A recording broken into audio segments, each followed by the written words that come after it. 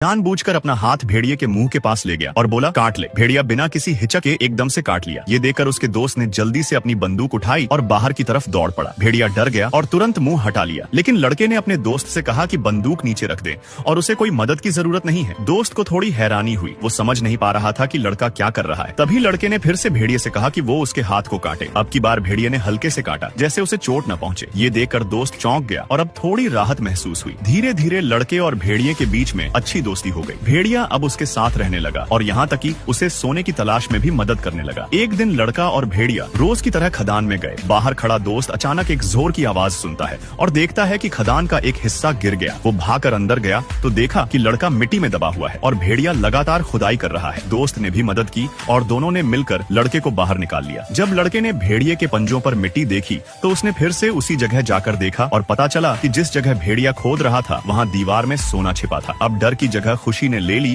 और लड़का भेड़िए को प्यार से सहलाने लगा। फिर एक दिन जब लड़का और भेड़िया उस सोने को बेचने गए तो भेड़िए ने अचानक गुस्से से देखना शुरू कर दिया। वो पहचान गया था कि सामने खड़ा आदमी वही था जो पहले उसे डॉग फाइटिंग के लिए ले जाता था। वो आदमी डर कर भाग गया और अपने साथियों को बुलाने चला गया। अगले दिन कुछ लोग लड़के के घर के बाहर आकर छुप गए और हमला करने की योजना बनाई। उन्होंने घर पर गोलियां चलाई और फिर उसमें आग भी लगा दी। लड़का और उसका दोस्त आग बुझाने की कोशिश करते रहे, लेकिन आग बढ़ती ही जा रही थी। एक बदमाश दरवाजा तोड़कर अंदर घुसा तो भेड़िया उस पर झपट पड़ा। उनका सरगना भेड़िए पर गोली चलाता है, लेकिन गोली खाली जाती है। भेड़िया और गुस्से में आ जाता है और तेजी से दौड़कर उस पर हमला कर देता है। उसे पकड़कर जमीन पर गिरा देता है और काट कर काबू में कर लेता है। आखिर में पुलिस आई और सब बदमाशों को पकड़ ले गई। कुछ दिन बाद लड़के ने फैसला किया कि वो शहर जाकर कुछ नया करना चाहता है। दोस्त ने उससे कहा कि भेड़िया शहर में नहीं रह पाएगा, उसे जंगल वापस भेज देना चाहिए। लड़का थोड़ा सोच में पड़ गया, लेकिन फिर उसने तय किया कि भेड़िए को आजाद कर देगा। विदा लेते वक्त वो दोनों आखिरी बार साथ में वक्त बिताते हैं। फिर लड़का उसे खुले मैदान में ले जाता है, उसकी रस्सी खोलता है और कहता है कि अपना ख्याल रखना। लड़का उसे अलविदा कहकर जाने को कहता है, लेकिन भेड़िया वहीं खड़ा रहता है। जब लड़का उसे हटाने की कोशिश करता है तब भी वो नहीं जाता। फिर लड़का